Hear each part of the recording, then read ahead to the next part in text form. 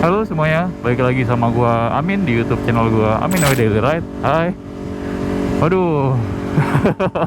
Pasti kalau mau selalu dengan aduh ya. Aduh, hari ini hari Selasa tanggal 20 September tahun 2022. Sekarang jam 8 lewat dikit apa jam 8 kurang, gua lupa. Jam di motor gua lupa gua setting mulu anjir. Padahal gampang settingnya, cuma tinggal apa namanya? Itu ada tombol set di otak-atik dikit lalu bisa set waktunya gitu. Tapi gua dari kemarin males banget gitu kan.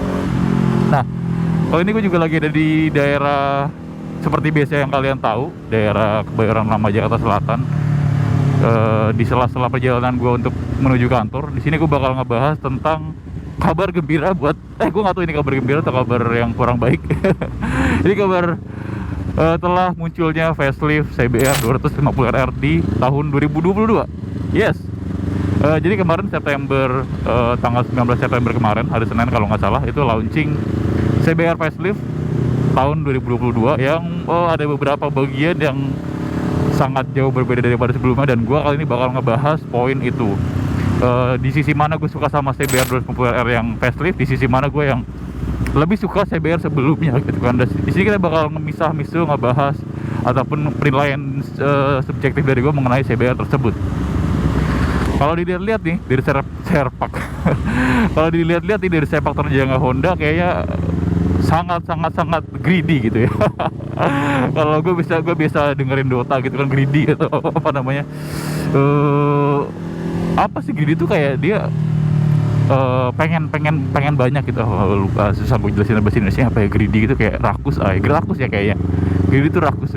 CBR tuh kayak greedy banget buat launching CBR 250RR yang facelift terbaru ini gitu. Menurut gue ya, karena kalau menurut gue tuh dari udah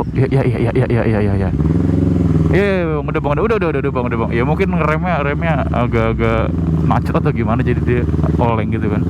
Ya udahlah gitu kan. Si abang ini juga ya udah minta maaf aja bang, aturan bang, jangan lu cuma diem doang cabut gitu kan. Ya, balik lagi ke topik. Kalau menurut gue CBR ini agak greedy ya, karena menurut gue bahkan di facelift gantian sekarang gue the fuck. Karena sebelumnya di CBR yang tahun 2017 menurut gue ya itu udah sangat powerful dan overkill banget menurut gue buat motor 250cc 2 silinder gitu kan. Yang terlebih lagi di tahun 2017 kemarin ada tambahan yang baru, adalah dia apa tuh namanya quick shifter kan, QS. Itu sih sangat luar biasa bagi gue ya. Apalagi kalau ya, apakah gue bisa masuk? Sepertinya bisa. Bismillah saja. Bisa, yes. Oke, ayo bu, mari bu, 10.000, 20.000. Ya, jadi menurut gue yang tahun kemarin tuh udah memberikan perubahan yang cukup signifikan gitu kan di tahun 2017. Tapi di tahun 2022 ini kayaknya Honda hanya fokus ya. Sesuai banget ya, gue kayak reviewer. Honda menurut gue yang fokus pada bodinya, fairingnya yang kayaknya semuanya pure diperbaharui deh. Lu kalau ngeliat memang sekilas sama fairing Honda CBR yang sebelumnya, tapi kalau lu coba teliti lebih detail lagi, itu beda cuy.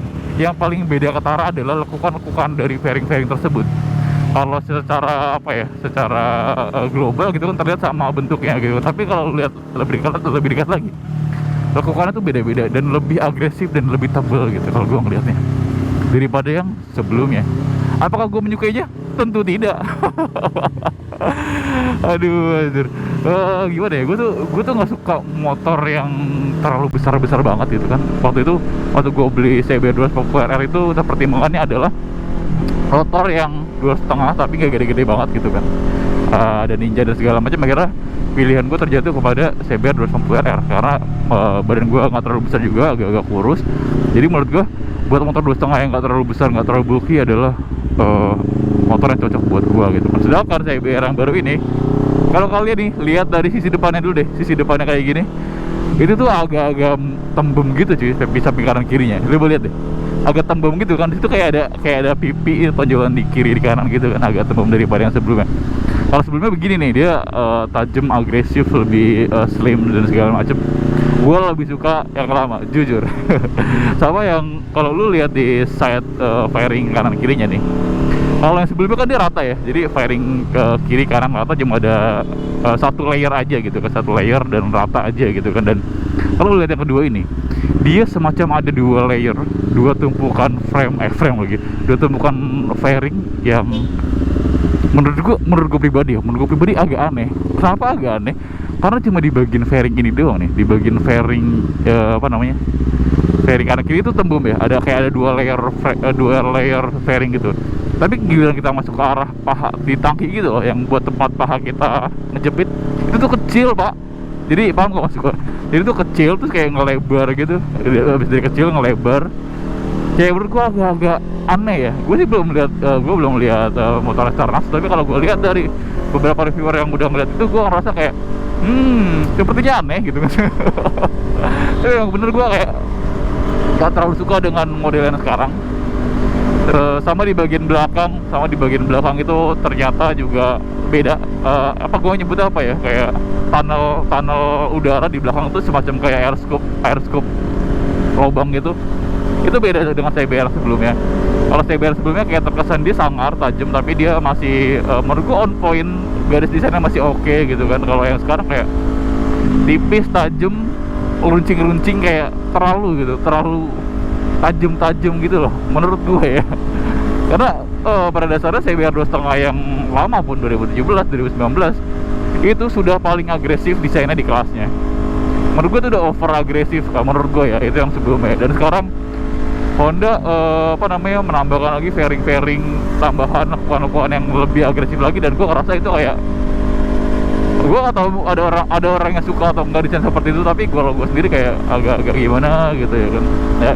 Oke lah, mungkin Honda lebih paham daripada gue, Honda lebih survei masyarakat, survei konsumen daripada gue, jadi dia tahu mana yang lebih oke, mana yang lebih cocok buat kita buat di develop sama mereka, ya mereka develop itu gitu. Tapi ya pastinya setiap motor pasti ada yang suka, ada yang nggak suka gitu kan, dan segala macam. Dan satu catatan dari gua, ternyata shock depannya itu sama seperti shock depannya CBR 150R atau 150RR ya.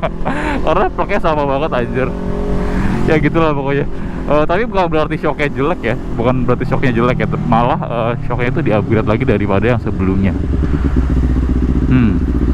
Lampu merah, males banget gue lampu merah. Oke, jadi pembahasannya bakal gue lanjut setelah lampu merahnya berubah menjadi hijau. Gue males banget panas-panasan. Oke, lampu sudah menjadi hijau. Si abang di depan malah main handphone, bagus. Anda panutan semua manusia di negeri ini. Gue mau belok kiri. I want to turning left. Apa sih bahasa Inggrisnya?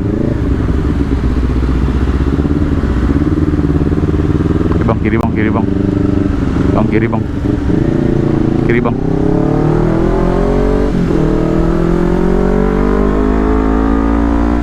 Nah, jadi kita lanjut lagi pembahasan yang tadi.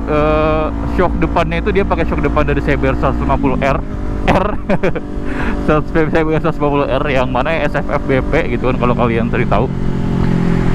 Bukan menjadi kayak downgrade nih dari CBR 2.5 masih shocknya pakai CBR 150. No, totally itu adalah upgrade juga dari shock aja dia. Karena yang sebelumnya dipakai oleh CBR 250R yang seri sebelumnya adalah SOA SFF. Kalau artinya SOA separate fork function. Jadi dimana shock kanan kirinya dia bekerja masing-masing untuk memberikan kestabilan yang maksimal, memberikan performa shock breaker yang mantap pokoknya. Nah, untuk yang upgrade setelahnya adalah SFF BP atau seri BP atau big pistonnya. Gue nggak tahu signifikansi perbedaannya gimana, tapi kalau secara komposisi mungkin piston kitnya lebih besar daripada shock yang sebelumnya, yang SFF. Ya, yang mana pasti perubahan tersebut bakal mengakibatkan kenyamanan yang lebih daripada shock sebelumnya, yang mana itu adalah upgrade. Tapi kalau dibilang itu adalah upgrade major atau upgrade yang sangat wah, tapi menurut gue kayak biasa aja. Karena beberapa produsen ketika dia mengeluarkan produk-produk terbaru tuh kayak ada embel-embel SP, ada embel-embel BP mungkin big piston atau embel-embel apa, yang mana perubahannya nggak begitu signifikan, tapi dengan nama tersebut kayak seakan-akan itu kayak wow banget gitu. Paham nggak maksud gue? Iya lah, rata-rata begitu loh. Rata-rata kayak ada yang ultra powerful, tapi sebenarnya pak ya cuma nambah beberapa upgrade yang minor aja menurut gue gitu. Tapi nggak tahu lah, karena gue juga belum pernah nyobain shocknya SFFBP punya si Saber 150. Tapi menurut gue shock ini udah cukup enak, pakai banget gitu kan. Dia mampu melibas jalanan yang lurus dengan lurus lagi, rata dengan enak, jalanan yang bergajulan, berbatu, jalanan-jalanan yang kita nggak bisa prediksi ada lubang segala macam, itu masih udah enak banget menurut gua. Mungkin yang SFBP harusnya lebih enak daripada yang ini, ya nggak tahu lah. Dan itu dari segi mesin juga ternyata ada perubahan, kenaikan 1 PS. Gua nggak tahu 1 PS itu 1 PS itu 1 HP 1 HP atau bukan, gua nggak ngerti. Gua mungkin bahasanya lupa gitu kan. 1 PS itu di bahasa Indonesia mungkin power supply, nggak tahu. Intinya ada perubahan tenaga dari yang sebelumnya sebanyak 1 PS gitu kan.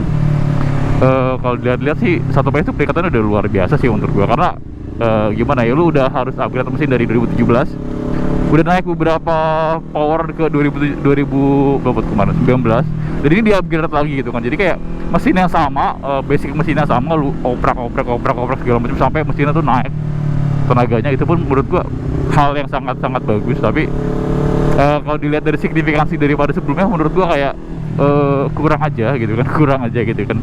Ya maksud gua Honda biar kita ngedevelop motor baru, jangan cuma fairingnya doang gitu kan, jangan cuma tampangnya doang, kita juga harus develop mesinnya gitu. Tapi ya udahlah, kita harus mengapresiasi Honda ya kan. Jangan sampai Honda kesel sama kita nggak mau ngeluarin motor lagi. Jadi gitu. Aduh. Jadi gitu obrolan kita mengenai motor facelift dari CBR 250R ini. Mungkin buat harganya ya, gue belum spill harganya. Gue tadi belum sempat selesai baca artikel anjir, harganya berapa gitu kan. Tapi kalau gue lihat sekilas tuh harganya sekitar yang paling mahal itu di 79 juta atau 80 juta. Itu yang kayaknya ntar gue tampilin gambar di sini. Kayaknya yang ABS sama QS quick shifter itu yang 80 jutaan.